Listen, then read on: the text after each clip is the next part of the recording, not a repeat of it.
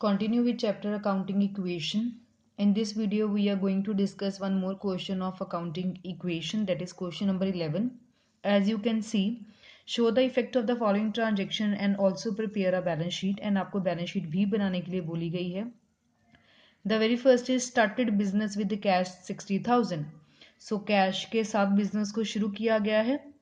Cash हमारी asset होती है, सो मैंने एसेट के अंदर 60,000 लिख दिया. स्टार्टिंग में कुछ भी लगाओ वो हमारी क्या होती है, कैपिटल. सो आपके पास आ गया 60,000 total. Liability is nil, capital 60,000. Second transaction is rent received 2,000.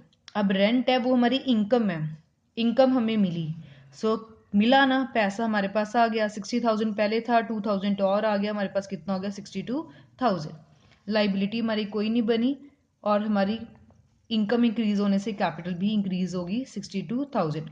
याद रखना कि यहाँ हमें रेंट सेपरेट नहीं दिखाना, क्योंकि रेंट ना हमारी एसेट है ना लाइबिलिटी है, ठीक है, इसलिए मैंने जो रेंट है इसमें ऐड कर दिया. Third is acrid interest. अब एक्रीड का क्या मतलब होता है कि जो पैसा आपने अर्न कर लिया बट अभी तक आपको मिला नहीं है. कभी ना कभी तो मिल ही जाएगा ना, कमा तो हमने लिए ही है. सो कैश अभी मिला नहीं है, इसलिए कैश हमारा क्या रहेगा, सेम. बट फ्यूचर में मिल तो जाएगा क्योंकि हमने अर्न कर लिया है. सो एक्रीड इंटरेस्ट हमारा कितना आ गया 500. 62,000 हमारी कैपिटल थी, फ्यूचर में जब भी मिलेगा हमारी इनकम होगा, इसलिए हमारी कैपिटल में क्या हो जाती है, प्लस.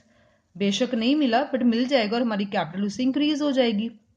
सो इसका टोटल कर लिया 62,500. 62,500 जो अकाउंटिंग इक्वेशन है वो जस्टिफाई हो रही है. इसके बाद fourth, commission received in advance. आपको किसी ने कमीशन दे दिया एडवांस में, मिल चुका है आपको एडवांस वाला कमीशन. सो कैश में इफेक्ट आएगा, बिल्कुल आएगा क्योंकि मिल तो चुका ही है 63,000. एक्रीड इंटरेस्ट के बारे में कुछ नहीं कहा, सो वो मैंने सेम लिख लिया 500.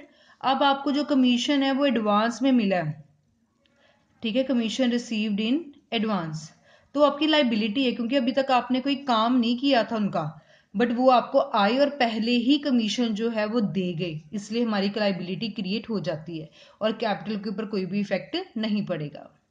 सो कमीशन रिसीव्ड इन एडवांस, पैसा मिल चुका है, सो मिल गया ना एडवांस में, तो कैश में इफेक्ट आया. और एक आपकी लाइबिलिटी इसलिए बनती है क्योंकि आपको एडवांस में मिला है, कुछ नहीं पता अगर फ्यूचर में आप उनका काम ना कर पाए तो आपको पैसे वापस भी करने पड़ सकते हैं. अभी तक आपने वो पैसे अर्न नहीं किए थे आपने, क्योंकि उनका काम नहीं किया, बट वो आपको टाइम से पहले ही पैसे दे गए, इसलिए आपकी क्या बन जाती है, एक लाइबिलिटी. इक्वेशन को चेक करें, दोनों को प्लस करें, that comes to equal of assets, that is 63,500. And last is amount withdrawn 5,000. Amount withdraw कर ली गई है, मतलब ये ड्रॉइंग्स हुई हैं, ठीक है. सो ड्रॉइंग्स जो होती है, अब वो पैसा निकलवा के घर ले गया तो हमारे कैश के ऊपर इफेक्ट पड़ेगा. 63,000 पहले था, 5,000 ले गए ने, तो अब कितना रह गया 58,000. एक्रीड इंटरेस्ट के बारे में कुछ नहीं कहा, that will remain same, that is 500. Commission received in advance के बारे में कुछ नहीं कहा, दैट विल रिमेन सेम 1,000. और जब भी हम ड्राइंग्स करते हैं तो हमारी कैपिटल के ऊपर इफेक्ट पड़ता है क्योंकि उससे कैपिटल रिड्यूस हो जाती है. सो हमने इसको माइनस कर लिया, ये आपके पास आ गया 57,500, ये टोटल आ गया 1,000 और ये आपके पास आ गया 58,500. अगर दोनों को प्लस करें that is equal to asset 58,500. So यहाँ तक तो हमने पहले भी पढ़ा हुआ है, इसमें कुछ नई बात नहीं है. बट अब क्वेश्चन में आपको बोला गया है कि आपने जो है साथ ही साथ, जैसे यहाँ लिखा गया है, you have to prepare balance sheet. ये बिल्कुल हमारे लिए न्यू टॉपिक है कि बैलेंस शीट भी हमें प्रिपेयर करनी पड़ेगी. सो उसको कैसे प्रिपेयर करेंगे, सो मैंने लिख लिया, बैलेंस शीट हमारी पोजीशन स्टेटमेंट को शो करता है साल के बिल्कुल आखिरी दिन, या हमें कोई डेट नहीं गिवन.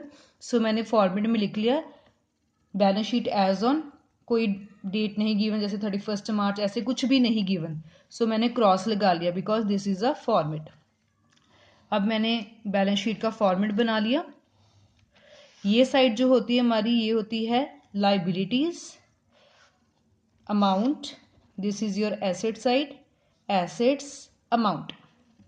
इसमें हम लाइबिलिटीज में लाइबिलिटीज और कैपिटल को रिप्रेजेंट करते हैं, ठीक है। सो अब आपकी सिर्फ लास्ट ट्रांजेक्शन के अकॉर्डिंगली बैलेंस शीट बनेगी, क्योंकि जो ऊपर हो गया वो हो गया। अब लास्ट में हमारे पास ये सब कुछ बचा है।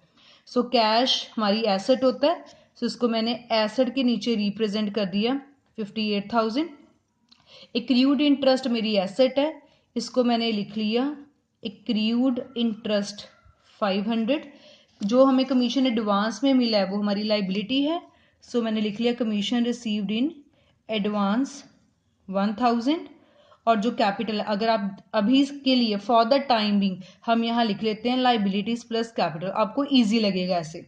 इस कॉलम में हम लाइबिलिटीज और कैपिटल दोनों को रिप्रेजेंट करते हैं। सो हमारी कैपिटल कितनी है 57,500। सो आपके पास दो एसेट थी, कैश एंड एक्रूड इनकम, उसको हमने इंटरेस्ट, उसको हमने एसेट साइड रिप्रेजेंट कर दिया। Commission received in advance liability, इसको लाइबिलिटी में रिप्रेजेंट कर दिया। कैपिटल जो आपको गिवन थी वो यहाँ कैपिटल में रिप्रेजेंट कर दिया। क्लियर।